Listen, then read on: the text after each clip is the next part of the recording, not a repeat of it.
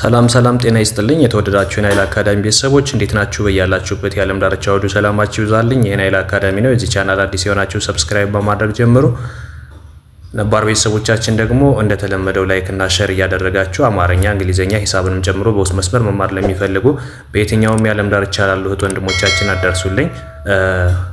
እንግሊዘኛን በኦንላይን በሳምንት 5 ቀን ባላችሁበት ሆናችሁ በእጃችሁ ላይ በሚገኝ ስልክ ብቻ አቀላጥፋችሁ እንድትጽፉ እንድታነቡ እናደርጋለን። ብዙዎች የተለወጡበት ነው። ብዙዎችም ማንበብና መጻፍ እየቻሉበት ስለሆነ እናንተም የዚህ እድል ተካፋይ ትሆኑ ዘንድ ይሄ ቪዲዮ እንድደረሳችሁ ሰብስክራይብ በማድረግ ሌሎችም ሼር እያደረጋችሁ አዳርሱ።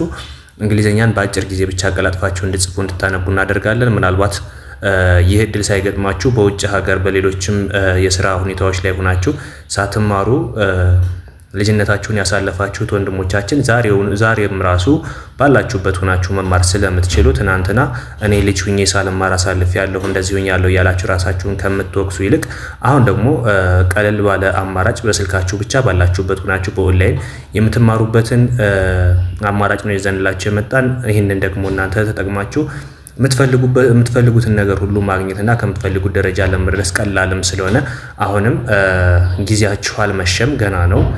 አሁንም ባላችሁበት ሆናችሁ መማር ትችላላችሁ፣ መለወጥ ትችላላችሁ። እድሜያችን እዚህ ደርሷል፣ ከዚህ በኋላ እንዴት እንማራለን ብላችሁ ራሳችሁ ለምታጨናንቁና ነገር ግን ደግሞ ጥያቄ ያስነሳባችሁ እንዴት መኖር አለብኝ ሳላነብ ሳልጽፍ እኖራለሁ ወይ የሚለውን ሀሳብ በውስጣችሁ እያመላለሳችሁ ከእድሜያችሁ ጋር በማያያዝ ሌላ መፍትሄ የሌለው እስኪመስላችሁ ድረስ የምትጨነቁ እህት ወንድሞቻችን ቀለል ያለ መፍትሄ ያለው።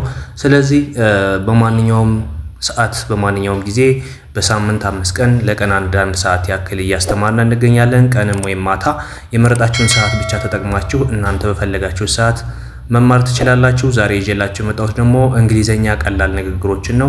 እነዚህን የእንግሊዘኛ ቀላል ንግግሮችን አብዛኛውን ጊዜ በቤት ውስጥ የምንጠቀማቸው ባለንበት ሁኔታ ላይ በስራ ቦታ የምንጠቀማቸው ቀለል ያሉና የተለመዱ የእንግሊዘኛ ቃላቶችን ነው ዛሬ የምናየው።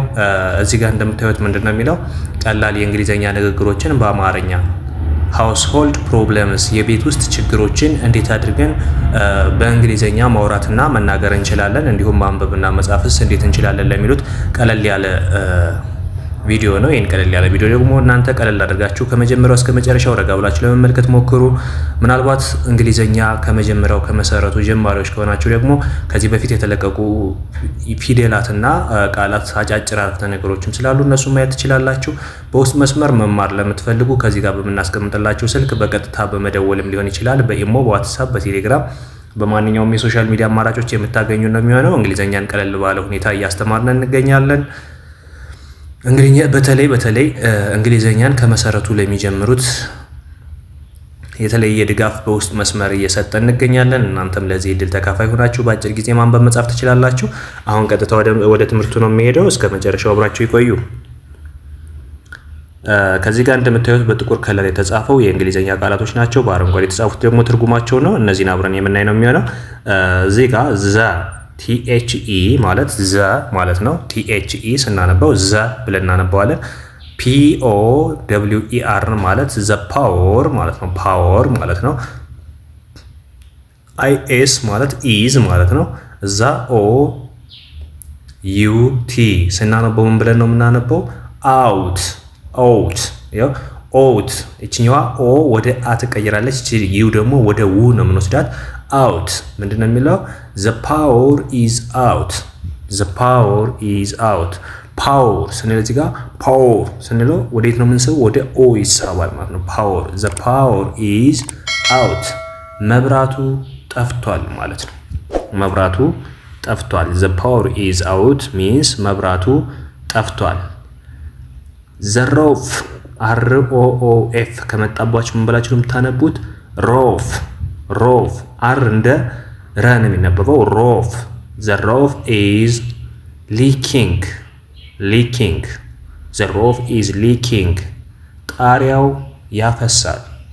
ሮፍ ማለት ጣሪያ ማለት ነው። leaking ማለት ደግሞ ማፍሰስ ማለት ነው። ስለዚህ ምንድነው የሚሆነው? the roof is leaking ካልነ ጣሪያው ያፈሳል። ጣሪያው ያፈሳል። the wall cracked the wall cracked ምን ማለት ነው? the wall ካልነ ወል ማለት ግድግዳ ማለት ነው። ግድግዳ ዘዋል ግድግዳ መጀመሪያ ብለናል። ሃውስሆልድ ፕሮብለም የቤት ውስጥ ችግሮች። ስለዚህ ወል ማለት ግድግዳ ማለት ነው።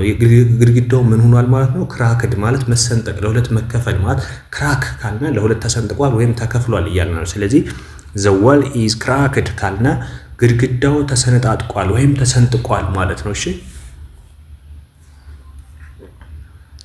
the window is broken the window is broken ዊንዶው ስንል ምንድን ነው? WINDOW ዊንዶው the window is broken መስኮቱ ተሰብሯል ማለት ነው። መስኮቱ ተሰብሯል broken ተሰብሯል ማለት ነው። the window is broken window means መስኮት ማለት ነው። መስኮት broken መሰበር ማለት ነው። ስለዚህ the window is broken ካልነ መስኮቱ ተሰብሯል ማለት ነው። መስኮቱ ተሰብሯል። the lock is broken አሁንም broken ነው የሚለው። ይሄ ምንድነው የሚለው? ሎክ ማለት ቁልፍ ማለት ነው። ቁልፍ the lock is broken ካልነ ቁልፉ ተሰብሯል ማለት ነው። ቁልፉ ተሰብሯል። the lock is broken ካልነ ቁልፉ ተሰብሯል ማለታችን ነው።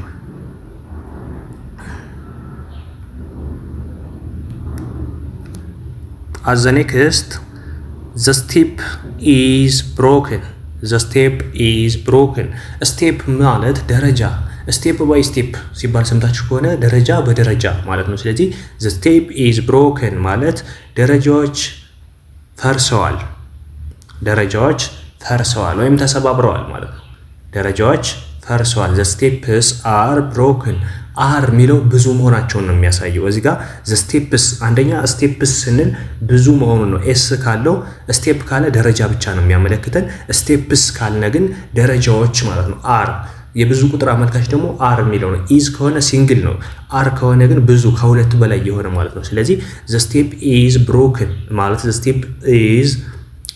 step are broken ካልነ ደረጃዎች ብዙ ደረጃዎች ናቸው። እነዚህ ደረጃዎች ተሰባብረዋል ካልነ the step are broken ደረጃዎች ፈራርሰዋል ወይም ተሰባብረዋል ማለት ነው። as the next the water heater is not working ምንድነው የሚለው? the water heater is not working የውሃ ማሞቂያው አይሰራም። ኖት ወርኪንግ ነው የሚለው። ምክንያቱም the water ካልነ የውሃ ማለት ነው።